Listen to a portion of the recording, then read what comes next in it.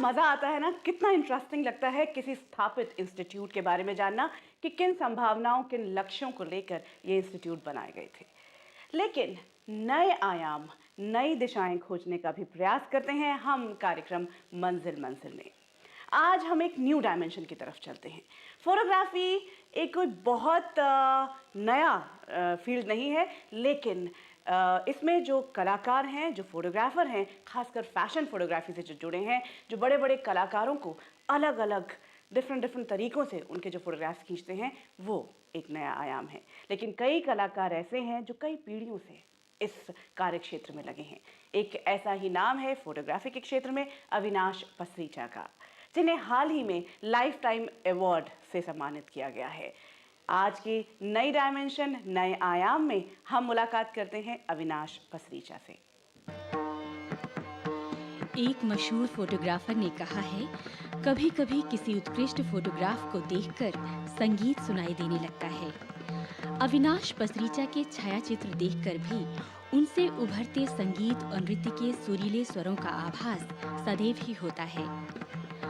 Pasricha freelance photographer हैं और उनकी विशेष रुचि है नृत्य और संगीत का छायाचित्रण।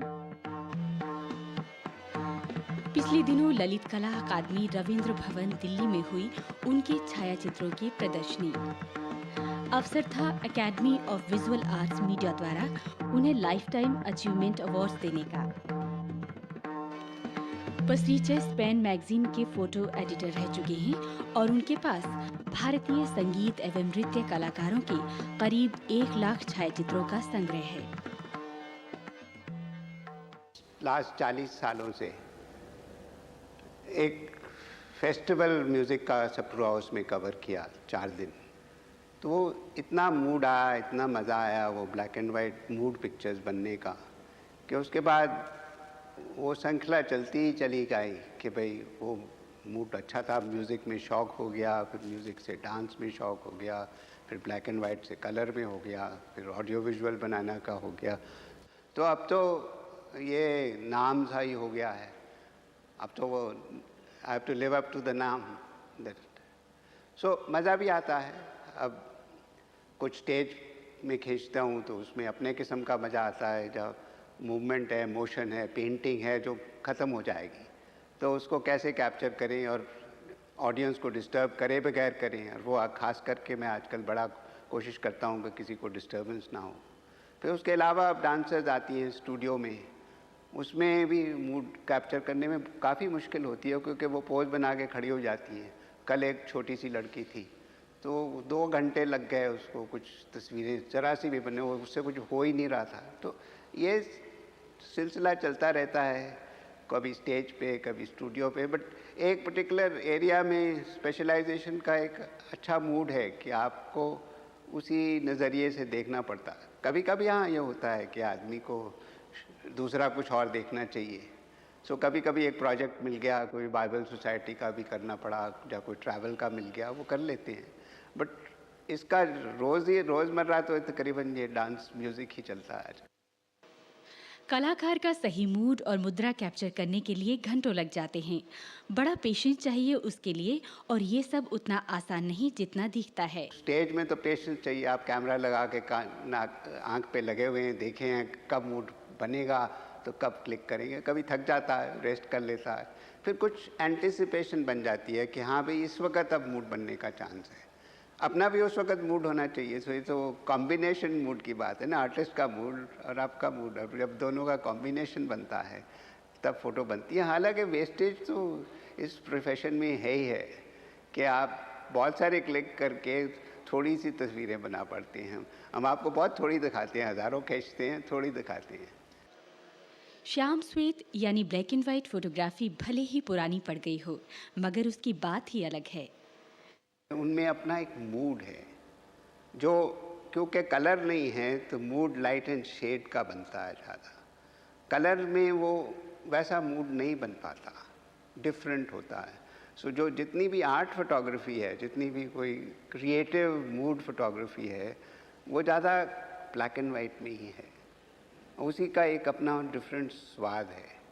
मगर उसमें चाहिए कि कहाँ ब्लैक एंड वाइट प्रिंटिंग ठीक होनी चाहिए। मैं तो अनफॉर्चुनेटली अपने घर में डार्क रूम नहीं बनाया, कभी किया नहीं। सो उसकी ज़रा किल्लतें हैं। कलर में हाँ आपने खींचा, हाँ भाई लैब में भेज दिया वहाँ पे कुछ, बल्कि आजकल तो मेरा लड़का तो डिजिटल फोटोग्राफी करता है, तो वो कहता पापा आप भी डिजिटल कैमरा ले लो। अब उसमें कैमरे में तो कोई दिक्कत नहीं है, बट उसके बाद कंप्यूटर में करने में उसका अपना शौक़ होना चाहिए, उसमें ही फंस जाता हूँ, तो फिर वापस आ जाता हूँ फिल्म के कैमरे में। लाइफ और नेशनल ज्योग्राफिक जैसी पत्रिकाओं में छपे अविनाश पसरीचा को ये कला विरासत में मिली है। नहीं, मैं तो स्टूडियो में ही पैदा हुआ था। मेरे फादर का स्टूडियो था दिल्ली में, शिमला में, मसूरी में। सो वहाँ ग्रोथ हुई। हालांकि उन दिनों मज़ा आता था दुकानदारी करने का, फोटोग्राफी के, उनका बिजनेस था, तो कैश पे बैठ के ज़्यादा मज़ा आता था। ये सोचा नहीं था कि प्रोफेशन में नाम हो जाएगा, कहाँ पहुँच जाएंगे, बल्कि ये नौबत के लाइफ टाइम अचीवमेंट अवार्ड भी कोई देने को तैयार होगा। बट ये उसकी करनी है, खुदा की करनी है। जो वो आप अपना काम करते रहो, वो ले जाएगा जहाँ उसको ले जाना है, उसी का ही मज़ा है। बहुत मज़ा आता है ये प्रोफेशन। अब मेरा बेटा भी फोटोग्राफी करता है, वो ट्रैवल करता है, मेरा नेफ्यू भी करता है, भाई भी करता है। सो हम एक पसरीचा घराना हो गए हैं फोटोग्राफी।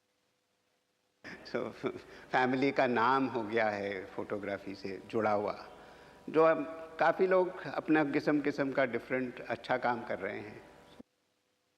खुशी होती है उसमें। युवा वर्ग जो छायाचित्रों के क्षेत्र में आना चाहता है, उसके लिए अविनाश पसरीचा कहते हैं, अरे भाई, फोटोग्राफी क्या है? निगाह का काम है, look. So keep looking, keep देखते रहो, दुनिया को देखो, लाइट को देखो, फ्रेम को देखो, कंपोजिशन को देखो, और करते रहो, कुछ ना कुछ नज़र आना लगेगा।